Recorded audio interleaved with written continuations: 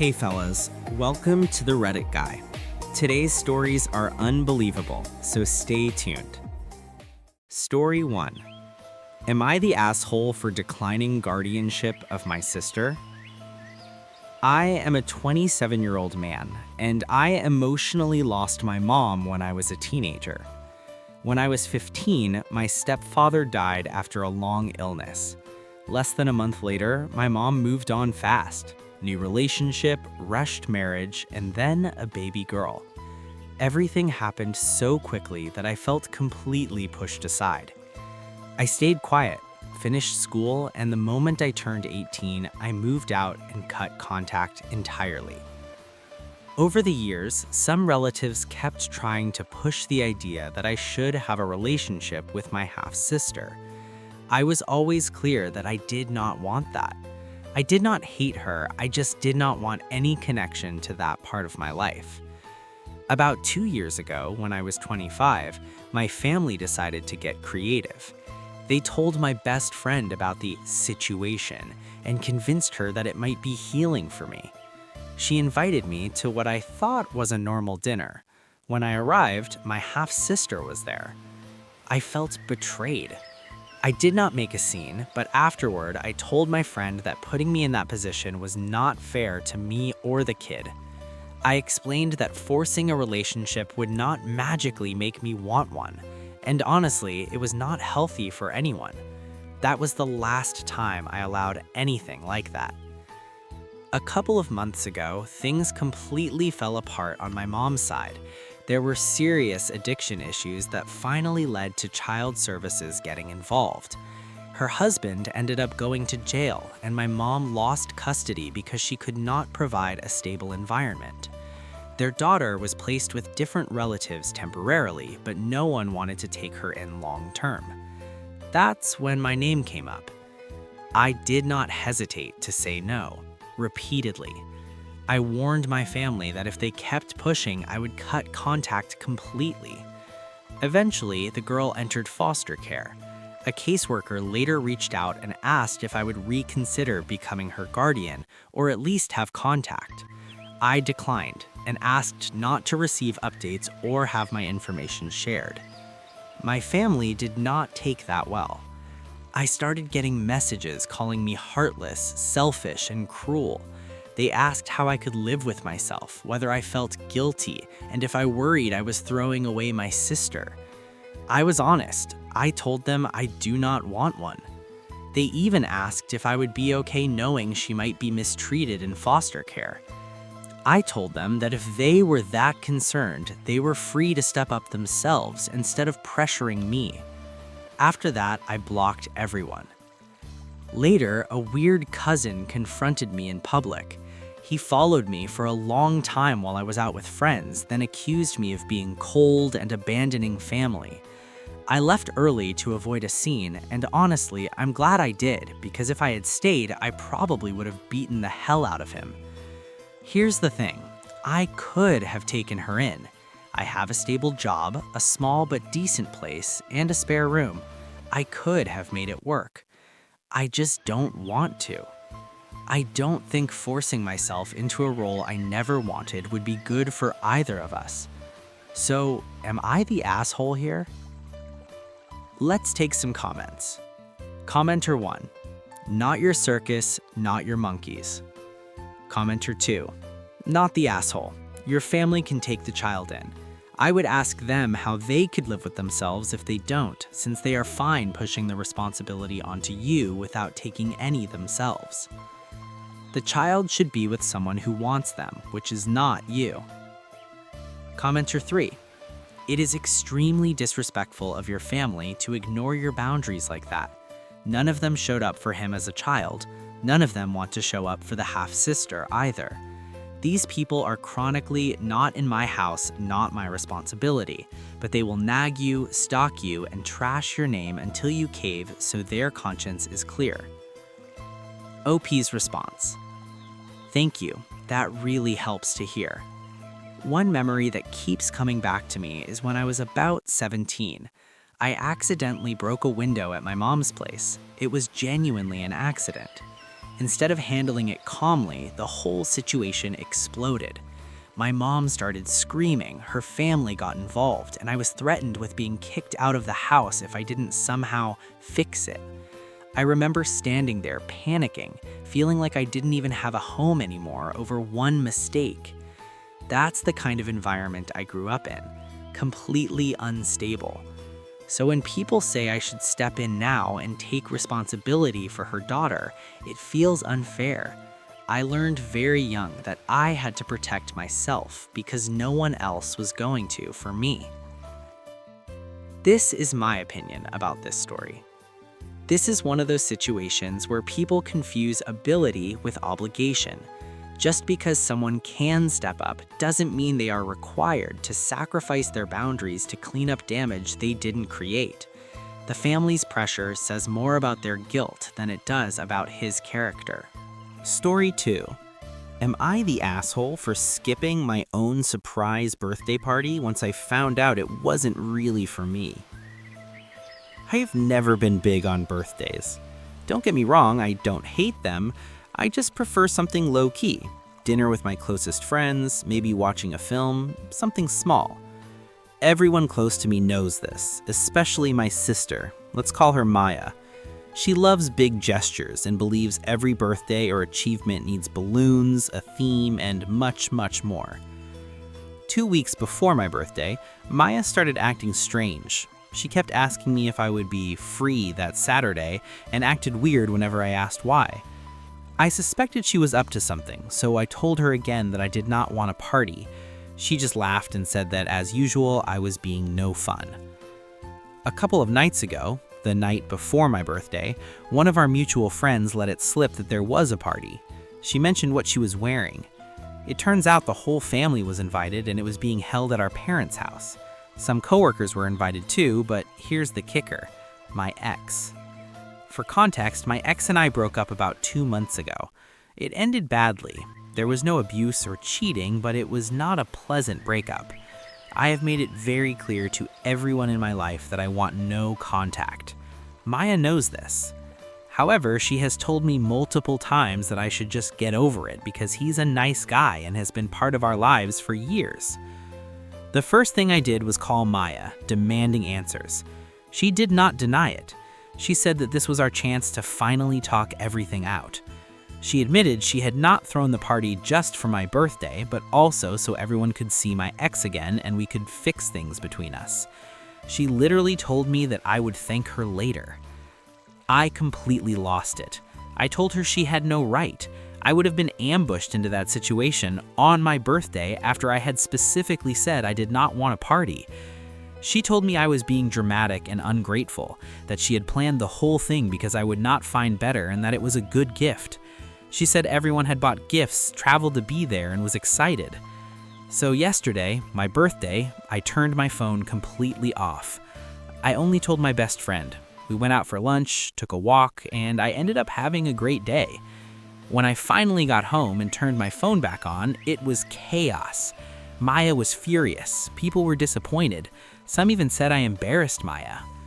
Maya is now saying that I ruined the whole party and made everything about me. On my birthday. She insists she did it from a good place in her heart and that I should at least apologize for not showing up or letting people know. So, am I the asshole? Comments. Commenter 1. Not the asshole. Do not be surprised when Maya and your ex end up dating. Commenter 2. Oh my god, this was exactly my read of the situation. Commenter 3. She needs to send a group message stating that she explicitly said she did not want a party and that under no circumstances did she want to see her ex. When she learned about the party, she gave her sister a chance to at least uninvite the ex. When that was refused, she controlled the one thing she could, her own attendance. If the family prefers keeping company with the ex instead of her, that is their choice, but they should make it clear so she knows which numbers to delete from her phone. Personal commentary. This was never a surprise party. It was a setup disguised as a gift. Ignoring someone's boundaries and weaponizing a birthday to force reconciliation is manipulative, not loving. She did not ruin anything, she simply refused to be cornered into someone else's agenda. Story 3. Am I the asshole for not bringing up my dead brother and humiliating an acquaintance? First-time poster, so please go easy on me regarding the format. I am a 17-year-old male, and I used to be extremely close with my twin brother. We grew up together, and the one thing we both loved was Marvel. The comics, the movies, we were complete nerds. We went to watch Avengers Endgame on opening night. Not long after, he passed away in our shared bedroom with WandaVision playing on the television. I was the one who found him. That not only traumatized me, but it permanently ruined anything superhero related for me. For clarification, I have been in therapy since it happened. Recently, my friend group met up at Golden Corral and they were planning a watch party for when the last episode of She-Hulk streamed. I said I was not going to make it. Everyone understood, except a friend of a friend I barely know. He rolled his eyes and loudly said, "You never hang out with us when we watch Marvel stuff? That's like our thing. Why are you even in our nerd friend group if you don't do the one thing the rest of us do? I know you had a bad experience, but man up. It couldn't have been that bad. What, did someone dressed up as Thanos run over your puppy or something?" The whole group went quiet. I slumped down and said, "I just don't feel like it," and tried not to cry. Everyone was clearly cold toward him, but he laughed and said, "What? I just said what we were all thinking. OP needs to get over himself and be more sociable." I excused myself. At that point, I was visibly crying. I went home and cried for a long time. The next morning, I got a friend request from him on Snapchat. When I accepted it, he immediately went off on me. He said most of our friends were shunning him, that they had torn him a new one, and that they told him how my brother died. He said he was upset that I did not tell him earlier and that I made him look like a jerk by being an oversensitive girl and crying in public. He said he never would have brought it up if he had known, but I told him I was not close enough to him to share something that personal. He told me to get over myself and left me on red. Honestly, I have been trying to avoid thinking about the circumstances of my brother's death. This dredged up a lot of memories, and right now I feel exactly like I did when I found him almost 2 years ago. Scared, angry at myself for not being there, and alone. On one hand, I don't know this guy well enough to tell him about that incident. On the other hand, I could have told him right then and there, and he would have apologized and it would have been over. So, am I the asshole? Comments. Commenter 1. Not the asshole. That friend of a friend is completely out of line. And chewing you out for making him look like a jerk? Please, he did that all on his own. I am so very sorry for your loss. I do not know what else to say other than offering my sincere condolences. Commenter 2. Not the asshole. Send screenshots of his Snapchat messages where he is berating you and blaming you for not sharing deeply personal information. Commenter 3. Not the asshole. You politely tried to excuse yourself and this guy was a real jerk. Your other friends clearly understood and supported you. As people always say, no is a complete sentence. On another note, Marvel was something you and your brother treasured. I hope that someday you might be able to return to it as a way to honor him rather than associate it with pain. Have you considered therapy? Reply from OP. I have been to therapy. Because of the nature of how I found my brother and the trauma surrounding that room, it deeply affected me. When I start watching Marvel movies, I am overwhelmed with sadness, and if I keep watching, it takes me right back to that moment. My therapist said that until we make progress with my post-traumatic stress disorder, it is best to avoid Marvel when possible because of how embedded it is in society. Maybe someday I can return to it, but honestly, after healing, I don't think I will want to. Edit. Not safe for work for anyone triggered by death caused by oneself. Also, spoiler warning in case Marvel content comes up in comments. Many of you told me to screenshot his messages and send them to the group. I was going to block him and move on, but he just sent me a text saying, "Your brother would be ashamed of how soft and delusional you are. It's just a show. Get over it. Your friends are tired of your excuses. You are making me feel unwanted in the group. Grow up and come to Brandon's house Saturday at 12:30 for a She-Hulk marathon." I am genuinely angry now. He found this post. Things are about to get interesting. Final update. I took screenshots of his messages and told him to leave me alone or I would send them to the group. He accused me of painting him in a bad light and making people hate him. He then complained to the group that I posted this. They found the post and read all of it. When he denied sending the messages, I sent the screenshots. No commentary, just proof. Every time he lied, I sent another screenshot. Eventually, everyone stopped responding to him. Brandon, who's kind of the group leader and someone I'm close to, asked him to meet in person. Brandon made it very clear that he was no longer welcome around me or the group. The She-Hulk marathon was canceled. Instead, we're having an NCIS marathon, which is my favorite show, so I can still be included. I truly have the best friends. That guy is facing the consequences of his actions.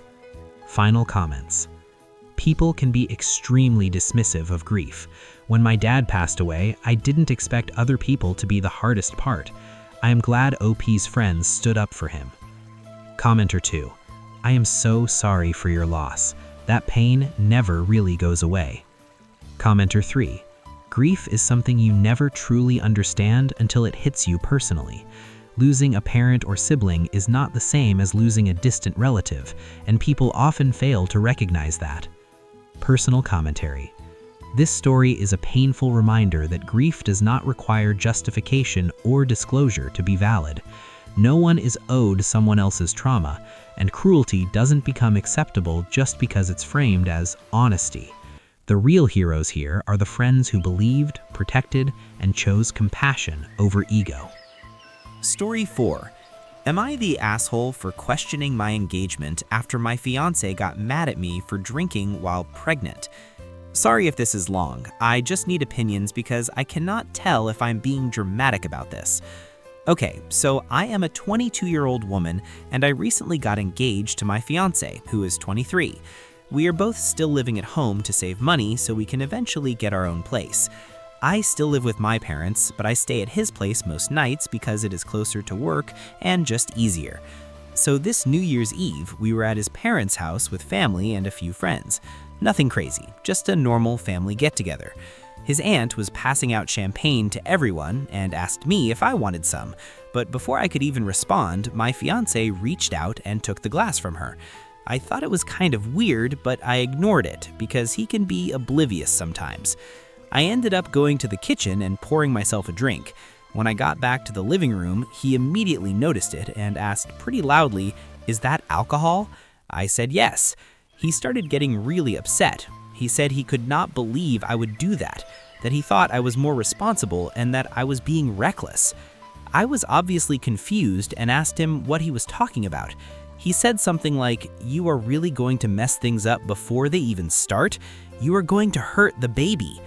The room went quiet, and I was so embarrassed. I honestly thought he must be drunk or something. I asked him, "What baby?" He said he knew I was pregnant and that he had been trying to do the right thing. He said he found a pregnancy test in the bathroom weeks ago, and that was why he had been watching what I eat and drink and why he proposed. He said he was stepping up. Then he said he did not know if he had made a mistake, if this was the kind of mother I was going to be. I was completely shocked and humiliated.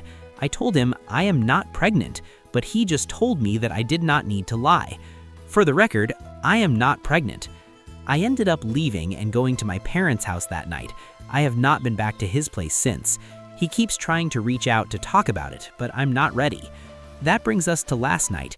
My fiancé's mom messaged me and asked me to come over to talk. She said relationships take effort and I should not ruin my relationship over a little misunderstanding. I do not know what to do. I love my fiancé, but I cannot stop thinking about whether he would even propose if he never thought I was pregnant. I'm really rethinking the whole relationship. Am I the asshole? Update. A bunch of comments are asking about the pregnancy test my fiancé said he found. I don't know why I didn't even question that when he said it. I think I was just in shock. I've never taken a pregnancy test at his house, so I don't know if he saw something and thought it was a test, or if he is being crazy and making it up. I just messaged his mom back and I'm going to go over there to talk and figure out what I want to do. I really do like his family and I still love my fiancé, or boyfriend. I don't know what to call him now. He He has never really done things to make me worry before, so I want to at least listen before I throw everything away. Comments. Commenter 1. Bigger question, who in your house is pregnant? Because obviously he is not ready for marriage or kids if he is going to find something like that and not have an actual conversation with you. As such, you do not need to be with him. Commenter 2. Probably a COVID test. Commenter 3. This would be absolutely hilarious. Personal commentary.